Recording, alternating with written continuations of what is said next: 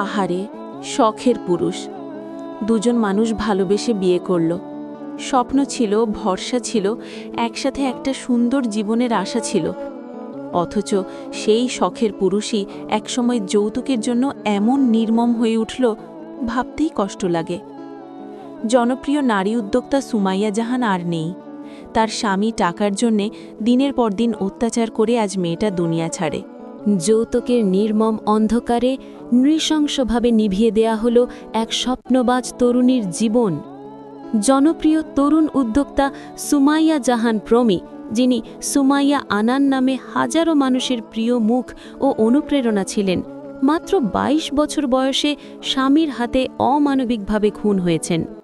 কুমিল্লার সৌদি প্রবাসী ওমর ফারুকের স্নেহের মেয়ে প্রমিকে ২০২২ সালে প্রেমের মিষ্টি কথায় ফুসলিয়ে বিয়ে করেন আবু সৈয়দ মোহাম্মদ আনাসকে, সাতকানিয়া থানার গনি আহম্মদ চৌধুরী পাড়ার বাসিন্দা। বিয়ের পর থেকেই শুরু হয় নরকের যন্ত্রণা।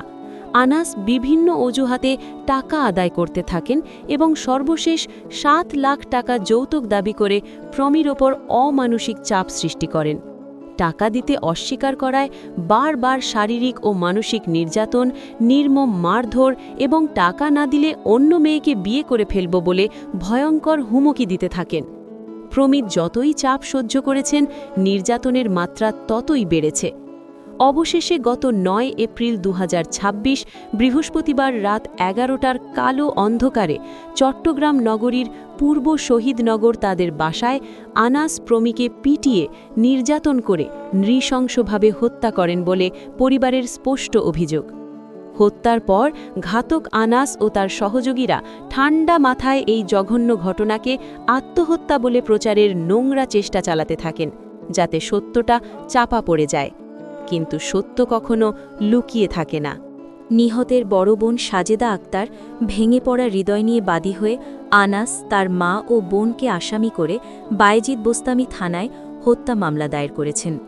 তিনি দ্রুত ঘাতকদের গ্রেপ্তার এবং দৃষ্টান্তমূলক শাস্তির জোরালো দাবি জানিয়েছেন।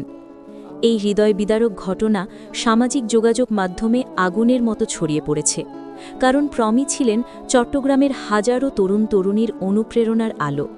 একজন স্বাধীনচেতা, সফল ও উজ্জ্বল উদ্যোক্তা হিসেবে তিনি অনেকের হৃদয়ে অমর হয়েছিলেন। যৌতুকের এই বর্বর দানব আবারও চোখে আঙুল দিয়ে দেখিয়ে দিল যে শিক্ষা, সাফল্য বা জনপ্রিয়তা কোনো ঢাল নয়, যদি সমাজ এই বিষাক্ত প্রথাকে না উপড়ে ফেলে। এই নৃশংস হত্যাকাণ্ডের বিচার না হওয়া পর্যন্ত আমরা কেউই শান্তিতে ঘুমাতে পারব না। যৌতুকের বিরুদ্ধে এখনই রুখে দাঁড়াতে হবে, কঠোর আইন প্রয়োগ করতে হবে, সচেতনতা ছড়িয়ে দিতে হবে, প্রতিবাদ করতে হবে। প্রমির মতো আর কোনো উজ্জ্বল প্রাণ যেন এই বর্বরতার শিকার না হয়, সেজন্য সমাজ ও প্রশাসনের যৌথ দায়িত্ব পালন করা জরুরি। RIP প্রমি, তোমার আত্মা শান্তিতে থাকুক। তোমার খুনিদের দ্রুত ফাঁসি হোক, যাতে এই সমাজে যৌতুকের নামে আর কোনো নারীকে এভাবে মরতে না হয়।